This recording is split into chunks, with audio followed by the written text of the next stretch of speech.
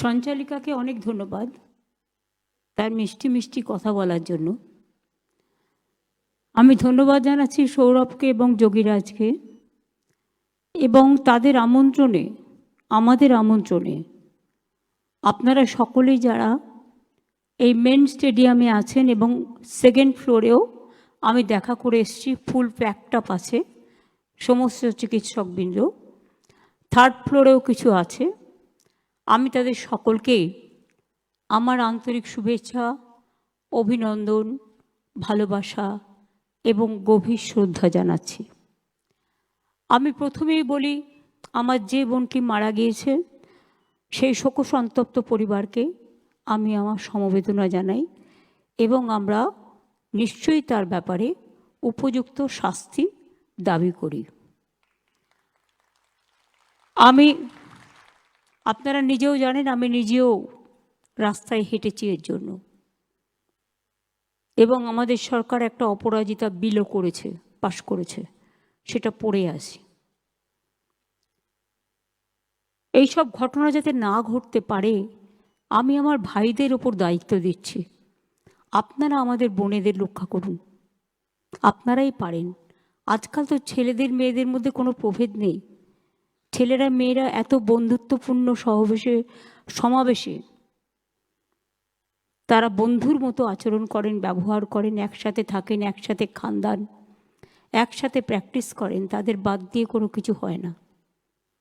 আগের যুগে এটা ভাবা যেত না, কিন্তু আজকের যুগে এটার একটা প্লাস পয়েন্ট আছে। সবাই সবার ব্যথা, দুঃখ, বেদনাটা গভীরভাবে উপলব্ধি করেন। কাজেই সরকারি ব্যবস্থা হিসেবে নিশ্চয়ই করবে, কিন্তু আমি মনে করি আপনারা যারা গ্রাসরুটে আছেন, বিভিন্ন ইনস্টিটিউশনে আছেন, এটা আপনারাই আরও ভালো করে করতে পারেন। এটা আপনাদের পালঙ্কে আর একটা মুকুট জুটবে যদি বোনেদের বিপদে ভাইয়েরা আপনারা এগিয়ে আসেন এবং বোনেরাও ভাইদের প্রোটেক্ট করেন, দুটোই।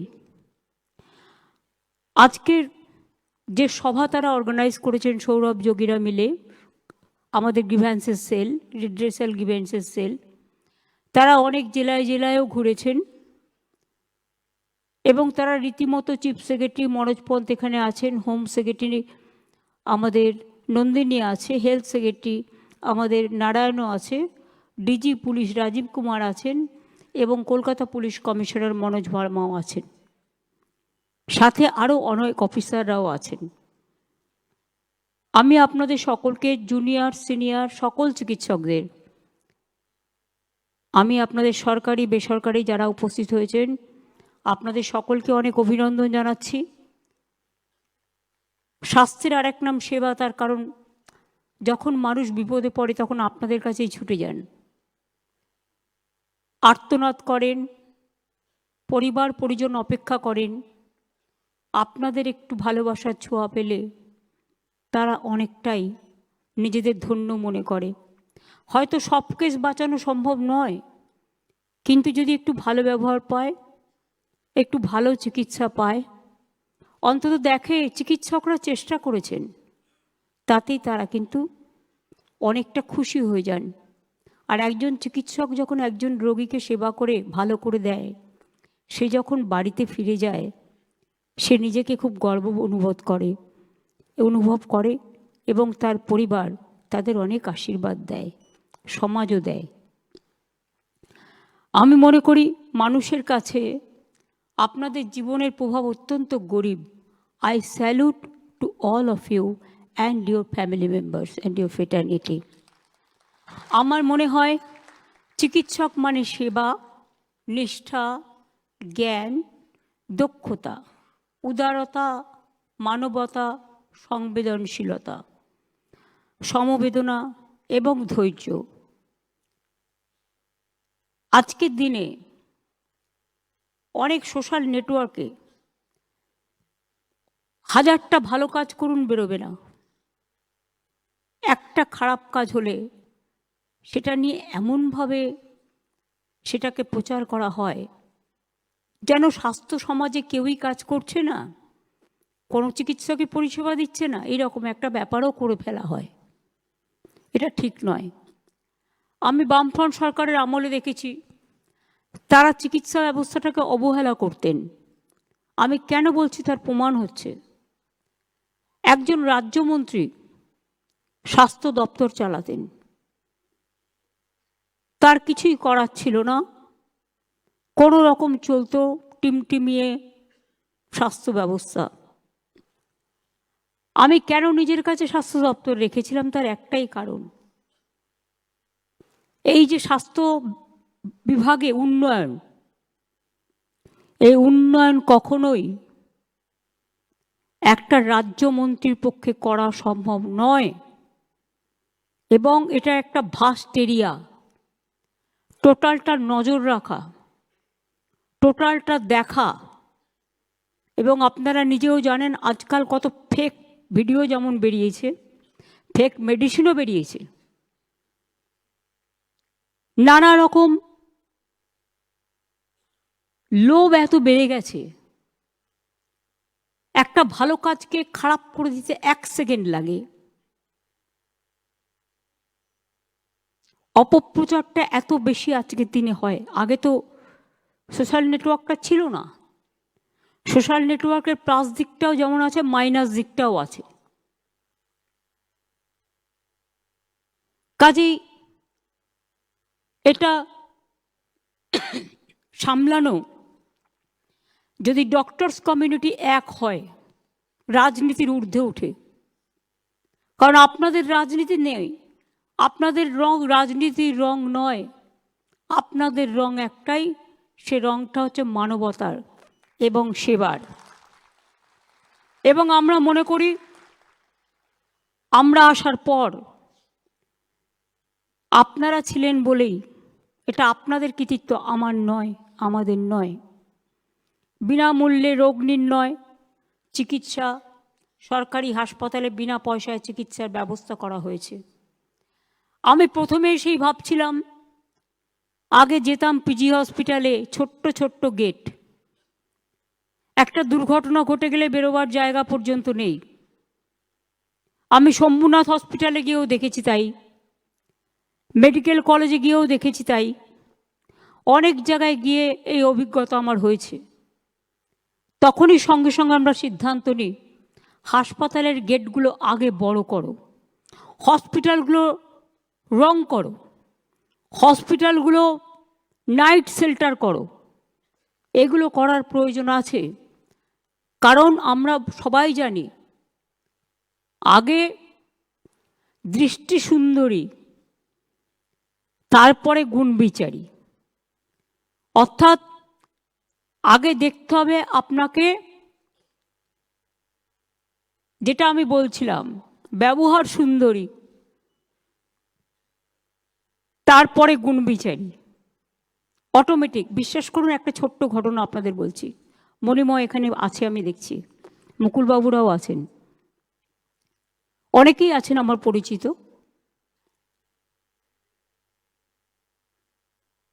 প্রতুলদা যখন অসুস্থ ছিলেন কদিন আগে,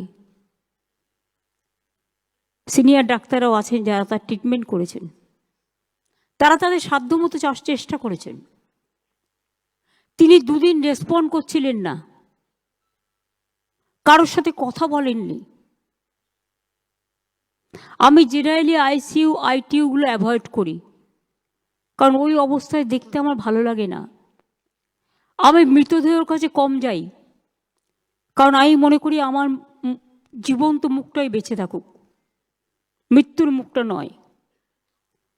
কিন্তু এসব শুনে আমার হঠাৎ মনে হলো একবার চেষ্টা করে দেখি না, যদি রেসপন্ড করে একবার। আমি গেলাম, আমার সাথে মনে ছিল, আমার সাথে বিশ্ব ছিল, একজন সাংবাদিক, অন্যান্য সিনিয়র ডাক্তাররা যারা এখানে বসে আছেন সবাই ছিলেন। আমি গিয়ে প্রতুলদাকে ডাকলাম, ডেকে বললাম, প্রতুলদা, ও প্রতুলদা, আমি মমতা। বিশ্বাস করুন, যে লোকটা 2 দিন রেসপন্ড করেনি, ওই যে বলেন অনেক সময় সাইকোলজিক্যাল ট্রিটমেন্ট তাকে অনেক সময় ফিরিয়ে আনে। চোখ খুললেন, চোখ দুটো জলে ভরে গেল। আমি ওনার আঙুলগুলো টিপে দিচ্ছিলাম, হঠাৎ পালসটা ড্রপ করে গেল 95 থেকে 93-এ। তখন ডাক্তাররা বললেন স্ট্রেস হচ্ছে, ওই যে রেসপন্ডটা করেছে ফলে ওনার হৃদয়ে একটা ব্যথা হচ্ছে, চোখ দিয়ে জল বেরিয়ে গেছে। আমি বললাম প্রতুলদা, আপনাকে আমি বাংলার গান গাইতে হবে, আপনি চলে গেলে কে গাইবে? বিশ্বাস করুন, দুটো হাত তুলে, জানি না উনি আশীর্বাদ করলেন কি না, ইশারায় বললেন আর গাইতে পারবেন না। তখনই আমি বুঝে গিয়েছিলাম যে প্রতুলদা হয়তো আর পাচ্ছে না সহ্য করতে কষ্ট। উনি একটি দুরারোগ্য ব্যাধিতে আক্রান্ত হয়েছিলেন শেষের দিকে, এবং কোনো উপায় ছিল না অপারেশন না করে। এর আগেও 3-4 বার তাকে ভালো করে নিয়ে আসা হয়েছিল। কাজেই এই একটি ছোট্ট ঘটনা আমার মনে রেখাপাত করেছিল যে দেখুন, অনেক সময় বলে না যে মানুষ মরে গেলেও, আমি জানি না, এই মরণের পারে একটা বইটা পড়েছিলাম, বই থেকে জেনেছি, ব্যাখ্যা দেওয়ার মতো জায়গা আমার নেই, কারণ আমি এটা নিয়ে রিসার্চ করিনি, আমি জাস্ট একটা বইয়ের কথা বলছি। বলছে আত্মা মারা গেলেও, একটা মানুষ মারা গেলেও তার মধ্যে কিন্তু একটা বোধ থাকে, তার বাড়ির লোকেরা যখন কাঁদে, আত্মীয়রা কাঁদে, তার মনে দুঃখ হয়, সে কিন্তু বলে কেঁদো না কেঁদো না, তার প্রাণটা কিন্তু থাকে অনেকক্ষণ। এগুলো হয়তো সবই রিসার্চের ব্যাপার, আমার বলার কিছু নেই, কিন্তু আমি বলছি এটা একটা মানবিকতার দিক থেকে। আমাদের রোগীর সংখ্যা অনেক বেড়ে গেছে, আমরা অনেকগুলো যুগান্তকারী সিদ্ধান্ত আপনাদের সাহায্যে নিয়েছি। স্বাস্থ্য ইঙ্গিত অর্থাৎ টেলিমেডিসিন, প্রতিদিন গড়ে ৭৫,০০০ লোককে আপনারা চিকিৎসকরা টেলিমেডিসিনের মাধ্যমে তাদের গাইড করেন। আমরা জানি অনেক ছোটোখাটো অসুখ আছে যেগুলো একটু গাইড করলে প্রাইমারি কাজটা হয়ে যায়, এবং এখনো পর্যন্ত, এটা আমরা শুরু করেছি জাস্ট 1 বছর 1.5 বছর হলো, 4,82,00,000 লোককে টেলিমেডিসিনের মাধ্যমে আপনারা সেবা দিয়েছেন। এটা বড় কাজ, বিশ্বাস করুন। আমিও বাড়িতে যেটা করি, আমরা ছোটোখাটো ব্যাপারে হট করে ডাক্তারের কাছে যাই না, এতে হয়তো অনেক সময় খারাপও হয়ে যায়, কিন্তু আজকাল জেনারেল নলেজে চট করে একটা কিছু হলে লোকে চেষ্টা করে তার বাড়িতেই ট্রিটমেন্টটা করে নেওয়ার, ছোটোখাটো ট্রিটমেন্ট যেটা পারা যায়। স্বাস্থ্যসাথীর সাফল্যও আপনাদের বিরাট অবদান আছে, আপনাদের অনেক অভিনন্দন জানাই। প্রায় 9 কোটি মানুষের পরিষেবায় এসছেন। তাছাড়াও বেসরকারি হাসপাতালেও অনেক হাসপাতালে স্বাস্থ্যসেবার সুযোগ আছে। আমাদের আমলে দেশের সেরা পাবলিক ইনফ্রাস্ট্রাকচার হেলথের এখন বাংলায়, সরকারি বেসরকারি মিলিয়ে প্রায় 38টি মেডিকেল কলেজ, 42টি সুপার স্পেশালিটি হসপিটাল। আমি আসার পরেই এটা প্ল্যান করেছিলাম। 13,500টির বেশি সুস্বাস্থ্য কেন্দ্র হয়েছে, আরও আগামী দিন 12,000 হবে। 71টি এসএনসিইউ, যেটা মাত্র 6টা ছিল আমরা যখন এসেছিলাম। 286টি এসএনএসইউ, এটা সবটাই নতুন করে করা হয়েছে।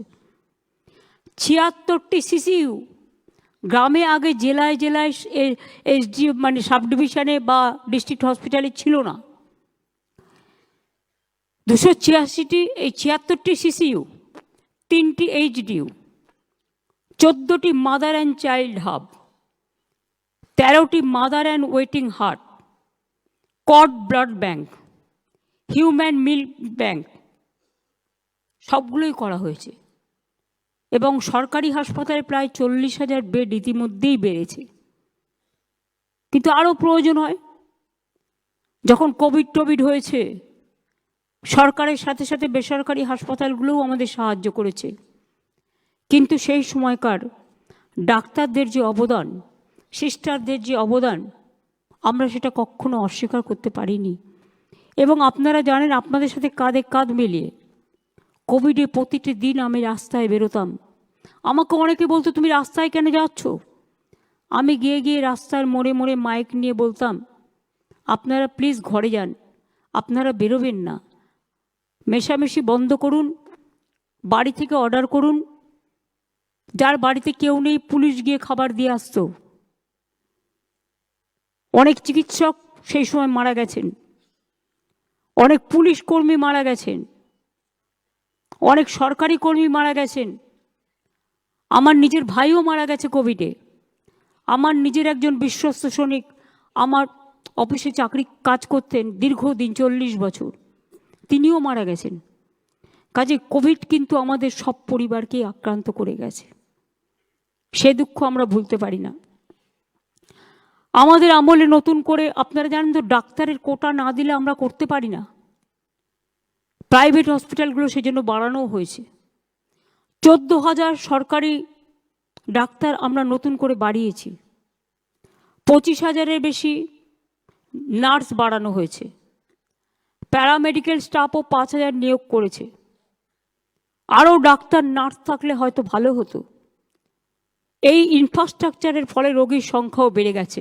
শুধু আমাদের বাংলার নয়, আশেপাশের রাজ্যের এবং নর্থ ইস্টার্ন স্টেটেরও অনেক পেশেন্ট আমাদের এখানে সেবা করতে আসে।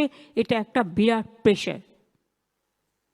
আমরা জেলা হসপিটালগুলোকে কেন বলি যে হঠাৎ করে রেফারেল করবেন না? কারণ যেটা প্রয়োজন সেটা করুন।